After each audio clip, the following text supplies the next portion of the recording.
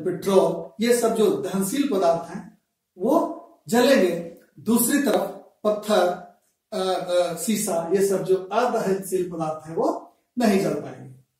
दूसरा वायु, एक सिंपल एग्जांपल, मोमबत्ती जल रही है, उसको आप किसी बड़े बर्तन से ढक दें तो आप देखेंगे कि थोड़ी देर के बाद वो मोमबत्ती बुझ जाती है। इसका कारण क्या है? इसका कारण यह है कि उसके अंदर जितनी हवा थी, जब वो जल गई, ऑक्सीजन जब खत्म हो गया तो वो मोमबत्ती बुझ गई। कहने का मतलब यह है कि हवा की अनुपस्थिति में कोई भी, चाहे वो दहनशील पदार्थ क्यों ना हो, वो नहीं जलता है। तो दूसरी बड़ी शर्त है जलने के लिए कि वायु, नंबर एक, पदार्थ का दहनशील होना जरूरी है, और दूसरी शर्त है वायु का होना। यही कारण है कि अगर किसी व्यक्ति को आग पकड़ लेता है तो उसे हम कंबल से ढक देते हैं ताकि वायु से संपर्क उसका कट जाए और आग बुझ जाती है। तीसरी बड़ी बात है ज्वलन ताप। मान लीजिए एक माचिस की तिल्ली छोटी सी, उसका हम जो ऊपर फास्फोरस लगा है उसको हटा दें, या पेपर ले लें, कागज का टुकड़ा,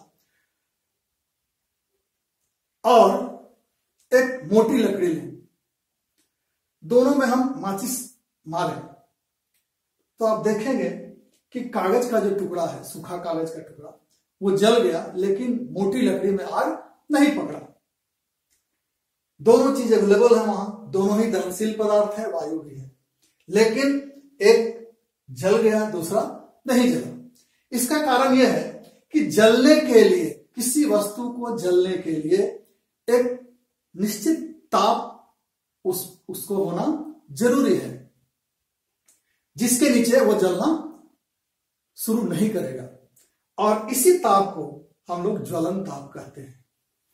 मतलब वह मिनिमम टेम्परेचर जिस पर कोई वस्तु जलना शुरू करता है वह उसका ज्वलन ताप कहलाता है। यह ज्वलन ताप अलग अलग वस्तुओं के लिए अलग अलग होता है।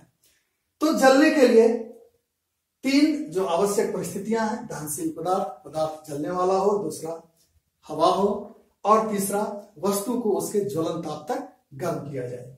Thank you. अगले वीडियो में हम लोग देखेंगे इसके बाद।